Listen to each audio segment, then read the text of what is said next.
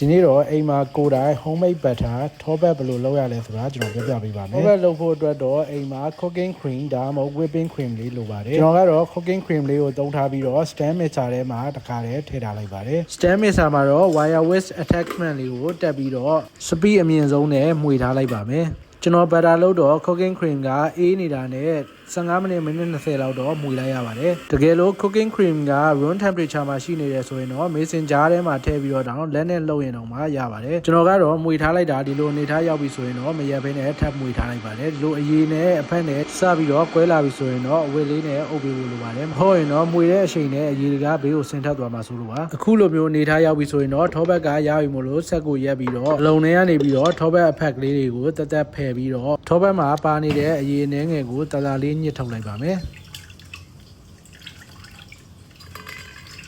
ရေလေးတွေညှစ်ထုတ်ပြီးတော့ထောပတ်လေးကိုနည်းနည်းလေးတင်းသွားအောင်လို့ရေခဲရေထည့်ထားတယ်အလုံးထဲမှာထည့်ပြီးတော့ခဏစိမ်ထားလိုက်ပါတယ်ရေခဲစိမ်ပြီးလို့ထောပတ်လေးနည်းနည်းတင်းသွားပြီဆိုရင်တော့ကျွန်တော် baking paper နဲ့ရလာတဲ့ထောပတ်လေးကို4000လေးရသွားအောင်လို့နည်းနည်းပုံဖော်ထားလိုက်ပါတယ်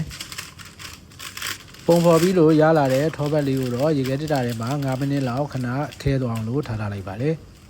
ထောပတ်လုပ်ပြီးတော့ကျန်တဲ့ butter milk လေးတွေကိုတော့ကျွန်တော် mason jar ထဲမှာထည့်ပြီးတော့တင်ထားလိုက်ပါတယ်ဒီ butter milk လေးကိုတော့ pancake လုပ်တဲ့နေရာမှာဒါမှမဟုတ်ပါမုံလုပ်တဲ့နေရာမှာဖြစ်ရေအစားထိုးအနေနဲ့သုံးလို့ရပါတယ်ကြက်ကြော်တဲ့ချိန်မှာလည်းဂျုံမုံနဲ့နေတဲ့ချိန်မှာ butter milk သုံးရင်ပိုကောင်းပါတယ်ရေခဲတက်တာလေးထည့်ပြီးတော့နည်းနည်းခဲသွားတဲ့ထောပတ်လေးကိုတော့ကျွန်တော်ပါမုံလေးနဲ့တိုးပြီးတော့စားလေးဖြူပြီးတော့စားလိုက်ပါတယ်ဒီ homemade butter ကတော့ပုံမွေးပြီးတော့ဆိုင်မှာရောင်းတဲ့ထောပတ်တွေကများသောအားဖြင့် CA margarine တွေရောထားတာဆိုတော့ဒါလေးကပိုကောင်းပါတယ်